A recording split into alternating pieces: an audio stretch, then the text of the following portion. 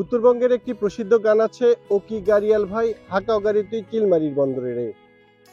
এই চিলমারিতে যেতে হলে এখন কিন্তু গাড়িয়াল ভাইকে ডাকতে হবে না। গাইবান্ধা জেলার সুন্দরগঞ্জ থেকে তিস্তা ব্রিজের মাধ্যমে অতি তাড়াতাড়ি সেই চিলমারিতে যাওয়া সম্ভব। চিলমারি ও গাইবান্ধা চরের মানুষের দীর্ঘদিনের স্বপ্ন পূরণ হতে চলেছে।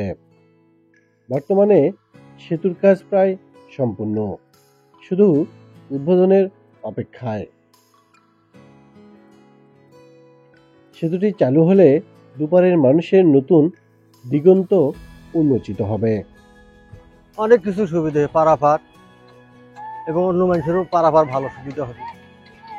এখানে নৌকা ঘাট আছে, অনেক খেয়ান ভরা বৈশা লাগে, ঘন্টার পর ঘন্টা।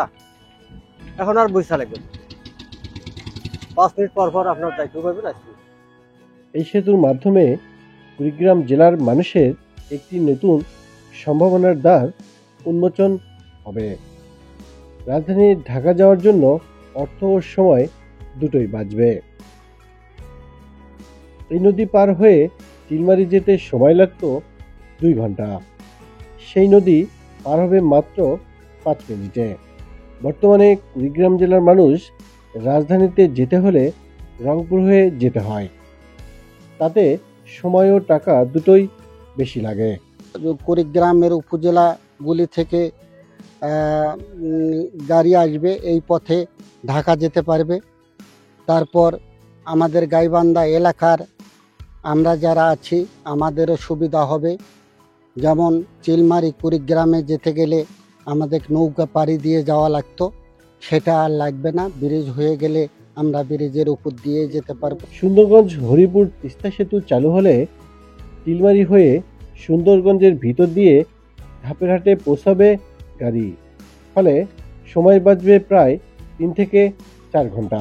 2014 সালের 26 জানুয়ারি সেতুটির নির্মাণ কাজের উদ্বোধন করা হলেও নানা জটিলতা কাটিয়ে 2021 সালে এর নির্মাণ কাজ শুরু হয়। সেতুটির নির্মাণে ব্যয় ধরা হয়েছে 730 কোটি 85 লক্ষ টাকা। সেতুটির দৈর্ঘ্য 1490 মিটার। সেতুতে বসানো হয়েছে 31টি স্প্যান। সেতুর উভয় পাশে 3.5 কিলোমিটার এলাকা স্থায়ীভাবে নদী শাসন করা হচ্ছে। সেতুটির উভয় পাশে 83 কিলোমিটার সংযোগ সড়ক নির্মাণ করা হয়েছে।